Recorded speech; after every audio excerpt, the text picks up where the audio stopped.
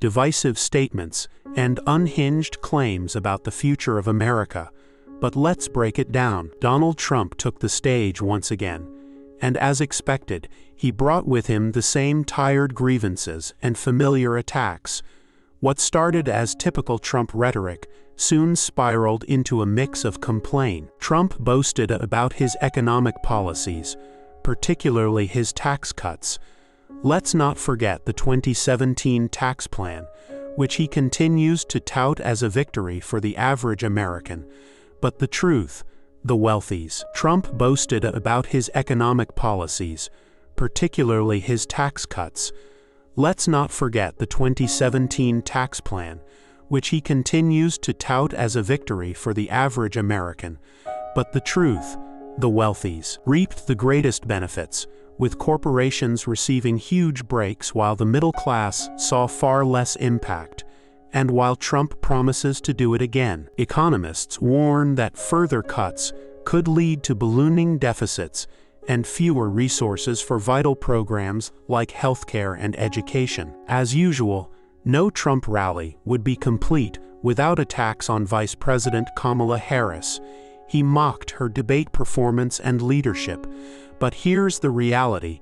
Harris has been working hard to move America forward on issues like healthcare and climate. To 200% on all imported consumer goods. Harris is laser-focused on the future, championing policies that support working families and expand access to education. Of course, Trump turned to immigration, an issue that remains at the heart of his divisive platform. His latest remarks were filled with fear-mongering, demonizing immigrants, and once again, promising to build walls and enforce harsh policies.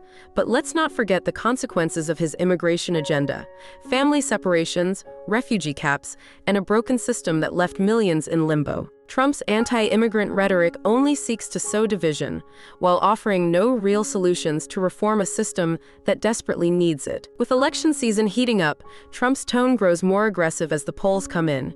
He's not liking what he sees.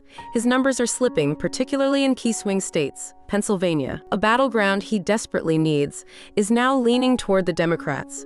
Trump knows his grip is weakening, and instead of accepting the reality, he's already attacking the integrity of the election. He's baselessly sowing doubts about mail-in voting and early ballots, trying to undermine democracy before a single vote is counted. But here's the truth. The American people are seeing through his games. Polls show that more voters, especially independents and suburban women, are growing tired of his fear-driven politics. They're ready for leadership that brings solutions, not insults. As Trump rants about stolen elections and his vision of greatness, voters are preparing to send a clear message in November. One that rejects divisiveness, embraces progress, and focuses on rebuilding a country for all Americans. His election isn't just about the candidates, it's about the soul of the nation.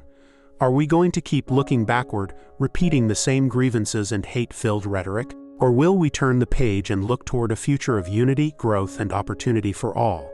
As the polls tighten, that question becomes more urgent than ever. As Trump's campaign struggles to regain momentum, his frustration is becoming clearer with every public appearance.